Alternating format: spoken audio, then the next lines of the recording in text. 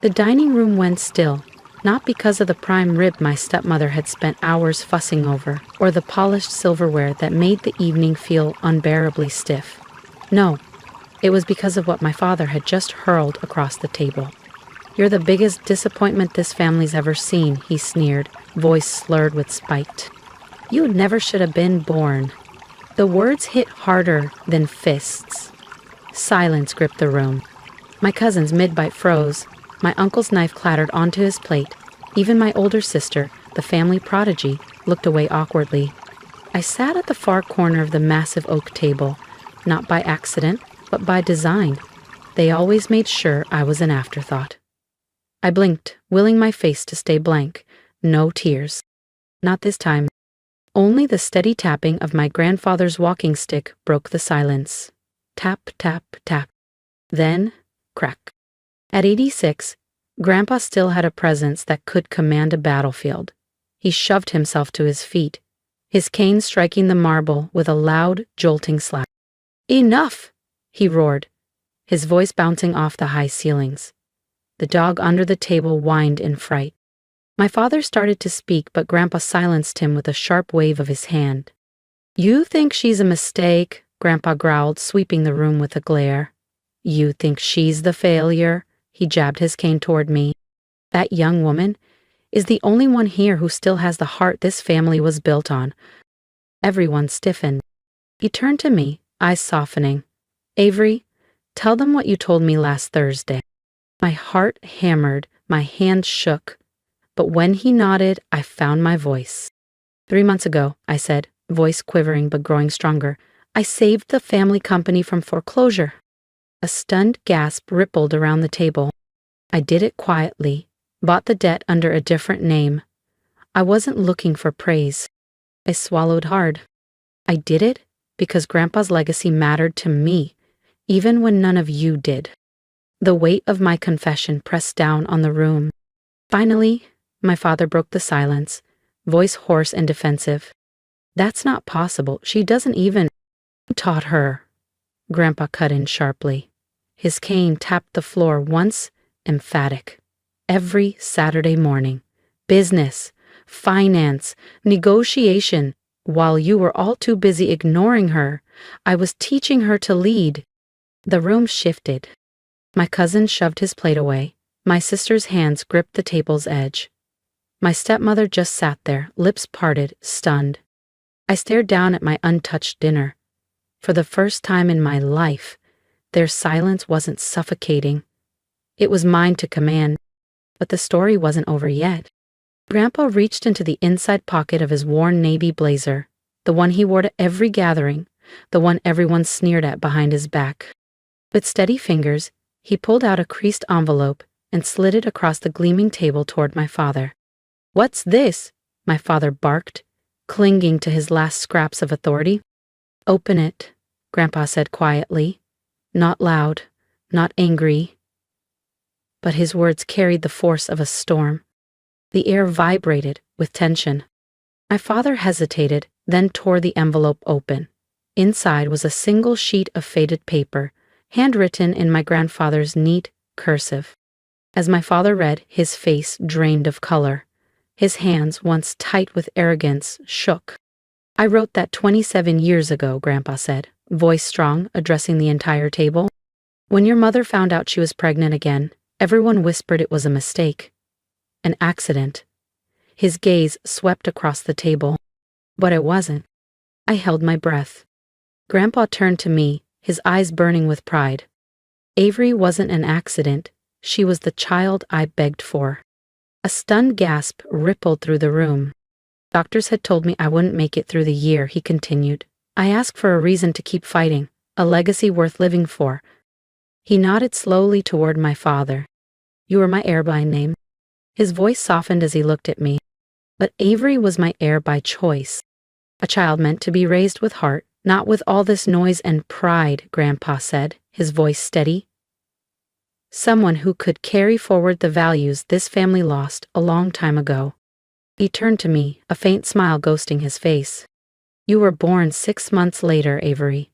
And the day I first held you, something changed." His laugh was rough but warm. Doctors called it a miracle when my illness reversed itself. He shook his head gently. I call it a second chance. My throat tightened. You never told me this, I whispered. Because it wasn't time, Grandpa said, his eyes shining. But now it is. The table was frozen, every person too stunned to speak. Even my stepmother, who usually wore smugness like perfume, sat motionless. My sister's perpetual smirk had vanished. My father looked like he'd been punched. So you planned this? He snapped. I prayed for her, Grandpa barked back. And I kept praying. His voice shook with feeling. I watched you mock her, exclude her, call her worthless. I said nothing because I needed to know if she would break. Grandpapa's hand gripped the cane tighter, his knuckles white. But she didn't. Avery stayed kind. She stayed strong, even when you gave her nothing but scraps. Even when she sat at this table invisible. He turned to me, voice gentler now. I am sorry I didn't defend you sooner. I shook my head. Tears stung behind my eyes, but I blinked them away. You were always there, Grandpa, in your own way. A different kind of silence fell, heavier, more ashamed.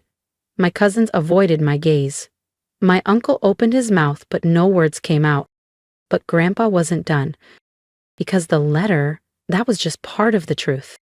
The weight of the moment pressed down harder.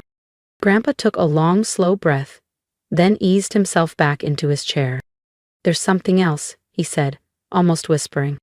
He nodded toward the old cabinet in the corner, the one crammed with forgotten photo albums and dusty trinkets. Bring me the black folder. My younger cousin, silent for once, fetched it without question. Grandpa opened it carefully. Inside were dozens of clipped documents, crisp, official-looking papers. He laid them out on the table. This, he said firmly, is my will. My father paled visibly. You already have a will. We all saw it last Christmas. Grandpa's smile was faint but sharp. No, he saw the version meant for appearances. A child meant to be raised with heart, not with all this noise and pride, Grandpa said, his voice steady. Someone who could carry forward the values this family lost a long time ago. He turned to me, a faint smile ghosting his face. You were born 6 months later, Avery, and the day I first held you, something changed. His laugh was rough but warm. Doctors called it a miracle when my illness reversed itself. He shook his head gently. I call it a second chance. My throat tightened. You never told me this, I whispered. Because it wasn't time, Grandpa said, his eyes shining. But now it is. The table was frozen, every person too stunned to speak. Even my stepmother, who usually wore smugness like perfume, sat motionless.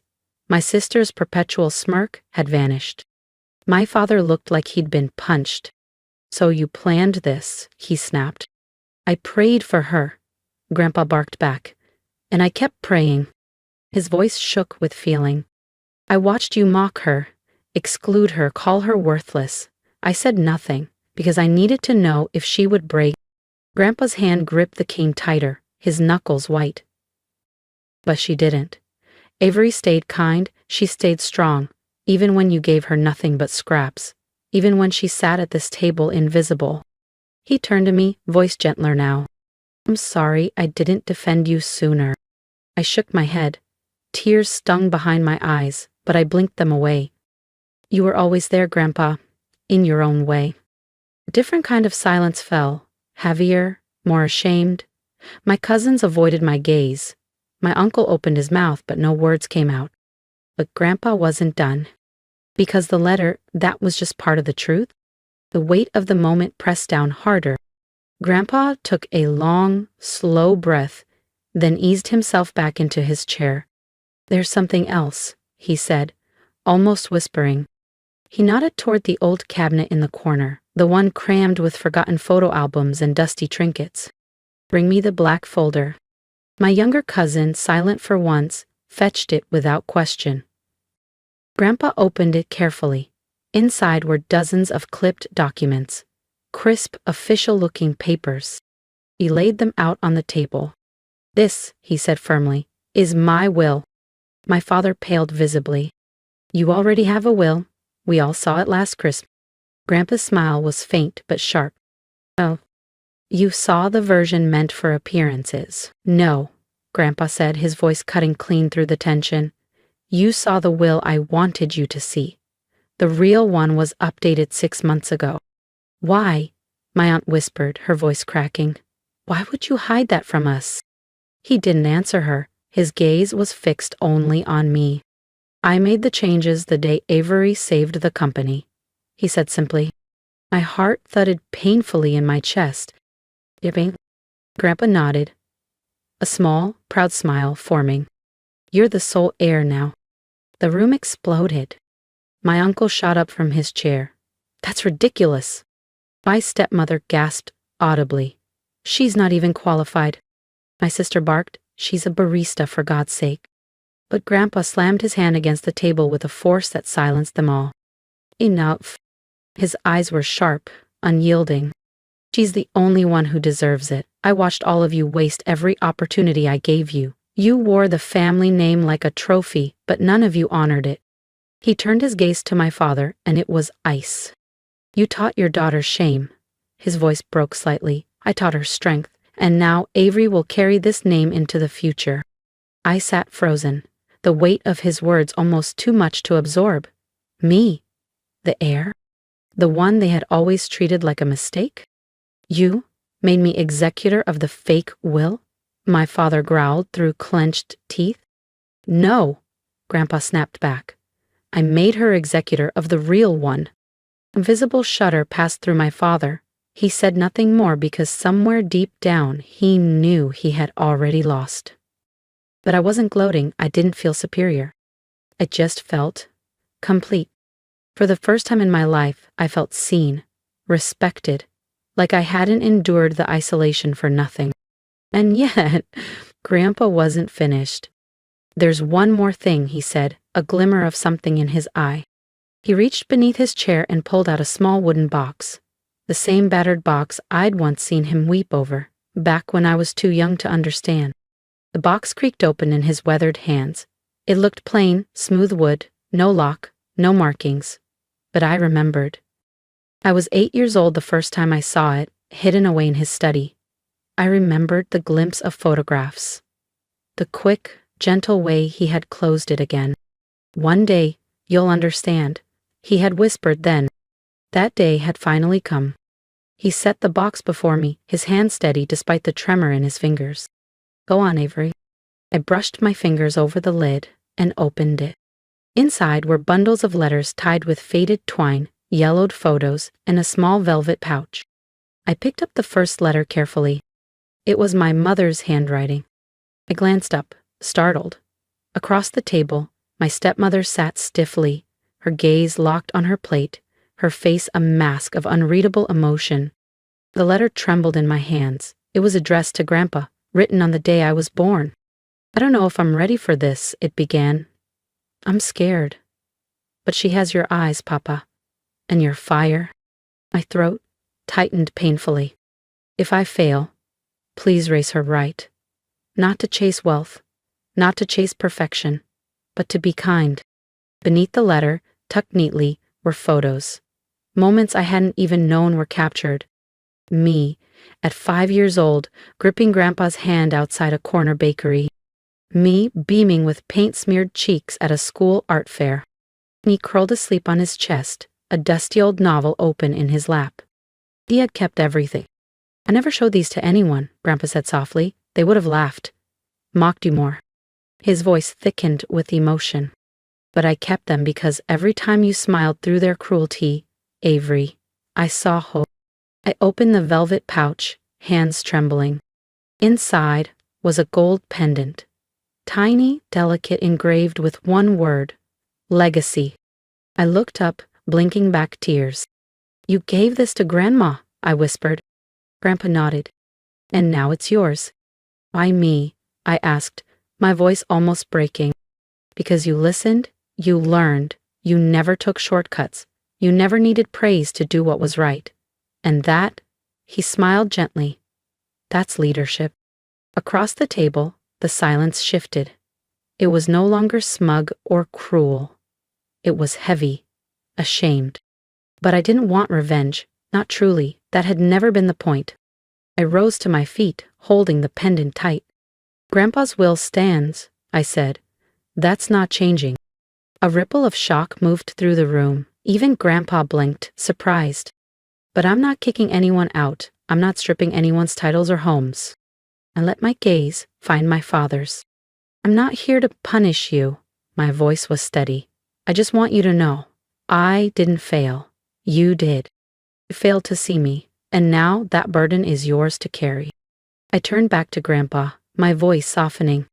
But I see you, and I'll protect what you built. Not just the company, the heart of it. He smiled, and a small, proud, bittersweet smile. And just when I thought the storm had passed, Grandpa cleared his throat. One more thing, Avery, he said, his voice low. Before I go.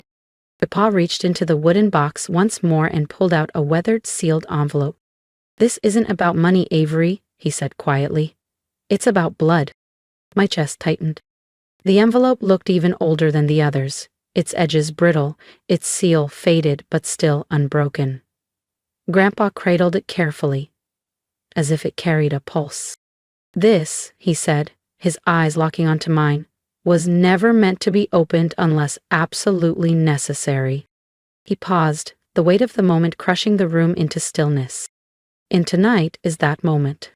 I swallowed hard, heart hammering against my ribs. All eyes were fixed on us, no one daring to move or speak. Across the table, my father's face had turned a sickly white. My stepmother sat stiff, her knuckles bone-pale against the edge of her chair.